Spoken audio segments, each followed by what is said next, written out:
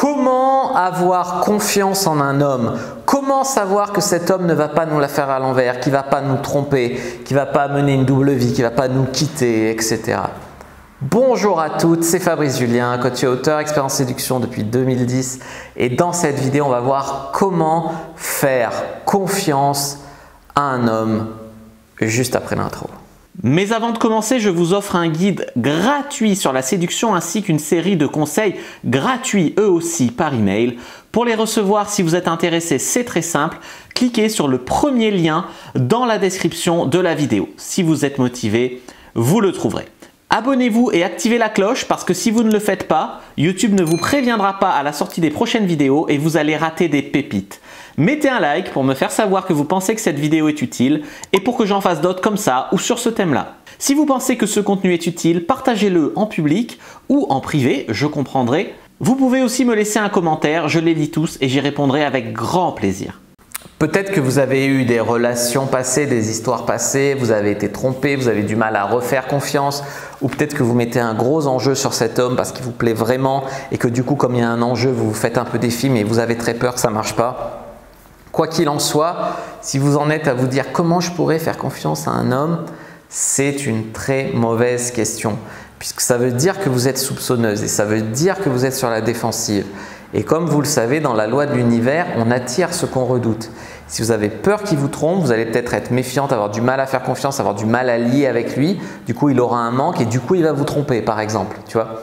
Ou alors peut-être qu'il ne va pas du tout vous tromper, mais que vous serez tellement méfiante que vous allez devoir fouiller son téléphone.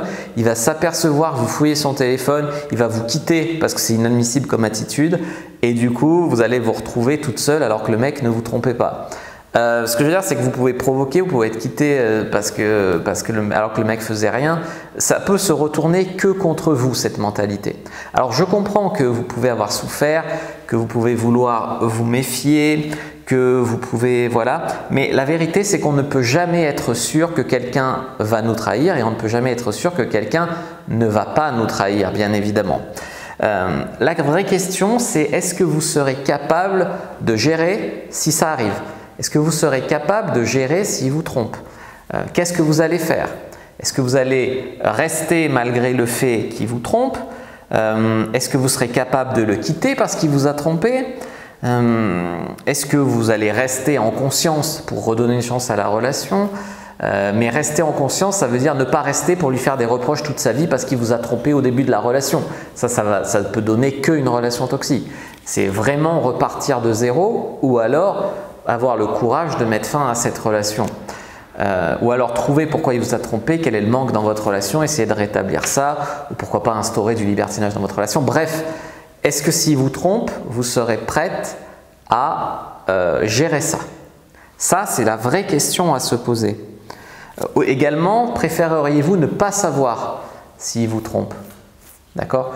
Parce qu'il y a des femmes qui veulent savoir. Elles veulent savoir et puis ça les brise de savoir. Alors que si elles ne savaient pas que leur mec les a trompées il y a 20 ans, eh ben, elles étaient bien heureuses dans leur couple depuis et c'est jamais arrivé de nouveau. Mais le fait de l'apprendre 20 ans après qu'il les a trompées il y a 20 ans, du coup, elles remettent tout en cause leur relation aujourd'hui, elles le quittent et ça met un bordel pas possible alors que finalement, ça n'avait plus de conséquences. Tu vois. Donc, ce que je veux dire, c'est que des fois, c'est mieux de ne pas savoir aussi. Donc, est-ce que vous êtes sûr que vous voulez savoir ou ne pas savoir? En gros, arrêtez de vous demander si vous pouvez lui faire confiance ou non. Posez-vous les bonnes questions. Maintenant, s'il y a des choses légitimes qui vous amènent à vous demander « est-ce que je peux lui faire confiance ?» C'est-à-dire s'il y a des éléments qui vous mettent la puce à l'oreille, que peut-être il vous trompe, que peut-être il est marié, que peut-être il va vous quitter, que peut-être… Enfin voilà, s'il y a quelque chose qui vous met la puce à l'oreille, là c'est différent.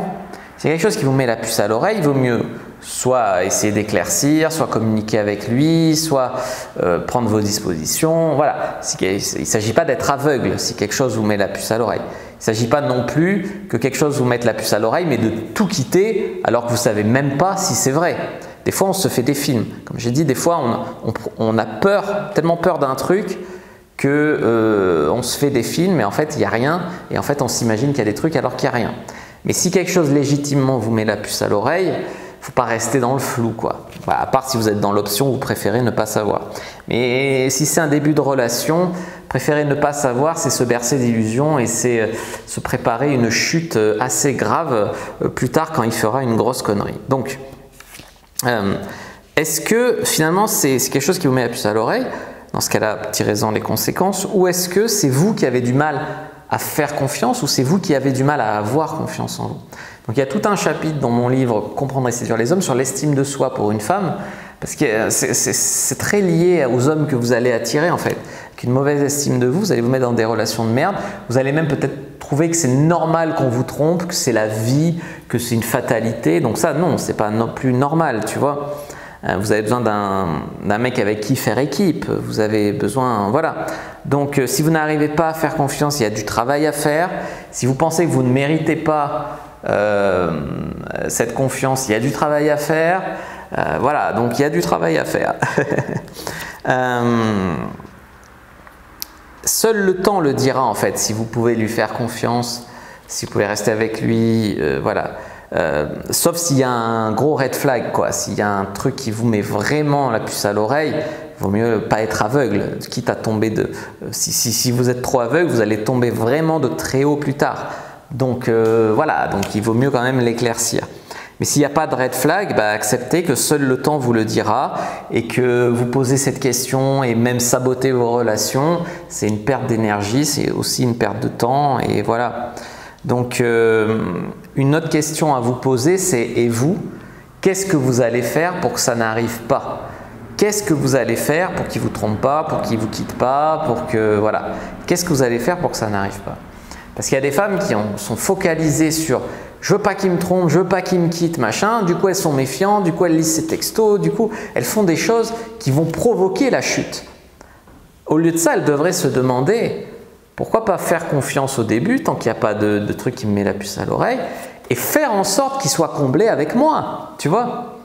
Puisque moi, apparemment, je suis comblé avec lui et que j'ai envie qu'il reste, pourquoi je ne ferais pas en sorte, moi, que lui soit comblé avec moi? Et dans ce cas-là, il ne vous trompera pas. Et dans ce cas-là, il ne vous quittera pas. C'est quand même beaucoup plus sain comme réflexion. Voilà les amis, ce que je voulais vous dire. Donc n'hésitez pas à commenter cette vidéo, je lis tous les commentaires. Je vous dis à bientôt et que le dieu de la séduction soit avec vous les amis.